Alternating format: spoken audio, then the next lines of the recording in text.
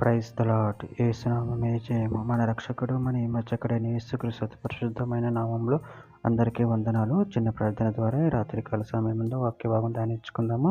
పరిశుద్ధుడ మహాగణుడైన దేవ యేసయ్య, నాయన మీకు వేలాది వందనములు కృతజ్ఞత స్తోత్రం చెల్లించుకుంటాను తండ్రి.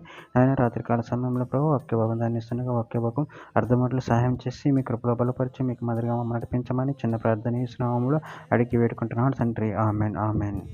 యోహాను సువార్త 16వ అధ్యాయము 28వ వచనము.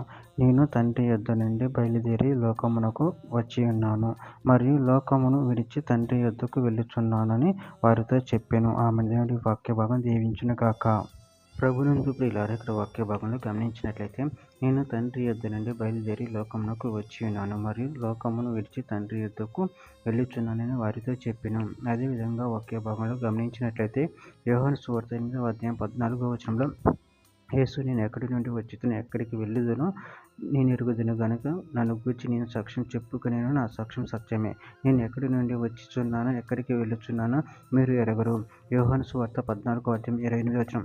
నేను వెళ్ళి మీ యొద్దకు వచ్చేదనని మీతో చెప్పిన మాట మీరు వింటిరి కదా.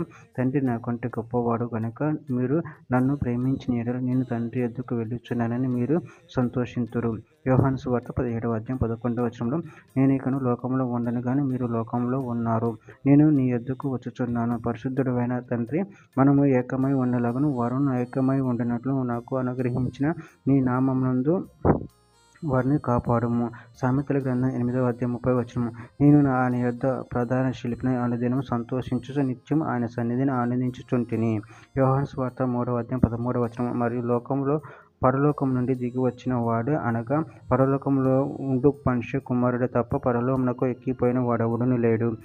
తిమోతికి రాసిన పత్రిక 3వ అధ్యాయం 16వ వచనం. నిరాక్షేపంగా దైవభక్తిని గురించిన మర్మం గొప్పదై ఉన్నది. ఆయన శరీరుడికి ప్రత్యక్షడాయెను, ఆత్మ విషయంలో నీతిపరుడని తీర్పు నొందెను, దేవదూతలకు కనపడెను, రక్షకుడని జనములలో ప్రకటింపబడెను, లోకమందు నమ్మబడెను, ఆరోనుడ తేజోమయుడైన.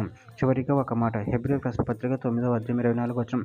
అందువలన నిజమైన పరిశుద్ధ స్థలమును పోలి హస్తకృతములైన పరిశుద్ధ స్థలంలో క్రీస్తు ప్రవేశింపలేదు కానీ ఇప్పుడు మన కొరకు దేవుని సముఖమునందు కనపడుటకు పరలోకమందే ప్రవేశించెను. ఆమె దేవుని వాక్య భాగం దీవించిన కాక చిన్న ప్రార్థన చేసుకుందాము. పరిశుద్ధుడా ప్రేమ కలిగిన దేవ యేసయ్య, నాయన మీరు ఇచ్చిన వాక్య దానాన్ని బట్టి ప్రభు మీ కృతజ్ఞతలు చెల్లించుకుంటున్నాను తండ్రి. నాయన మీరే పరలోకములో దిగి వచ్చిన దేవుడే ఉన్నారు తండ్రి.